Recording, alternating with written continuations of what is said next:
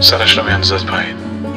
خرمن گیسویش رها میشود روی شانه‌اش و بعد خیلی آهسته، آنچنان که به زحمت شنیده میشود، میگوید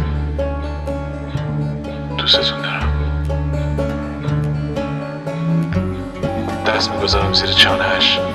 سرش را بالا میگیرد. نگاهمون به هم پیوند میخورد.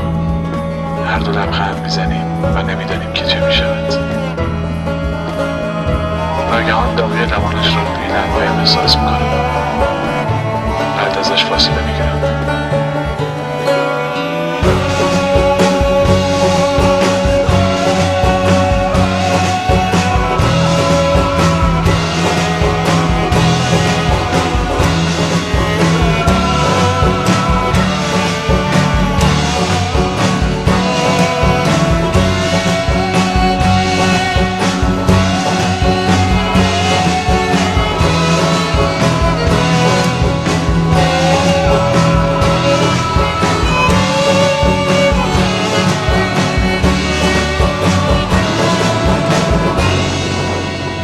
همه چیز در خواب گذشته است. اصلا نمیتوانم باور کنم. هنوز از مستی گرمی لبهایش رها نشدم. Sing to me, baby, in your native tongue. Sing the words of the wise and the young. Show me the place where your words come from. Love's the language, love's your native tongue. Feel your heartbeat, bang the drum. Open up your eyes and fill your lungs. The same word from where the stars are flung.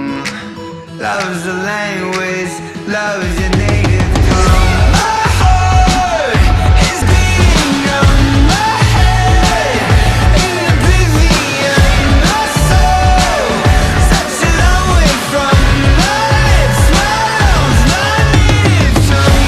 My friends, where did we go wrong? My love, we forgot our sound. My soul, such a long way from my lips, my arms, my native tongue. World to sing in a native tongue. Maybe we could learn to sing along. To find a way to use our lungs for love and not the shadows. پر شده از ستاره ها، پر شده از شما. دنیا محبوب من، در هر کجا که شما نباشید من گم شدم.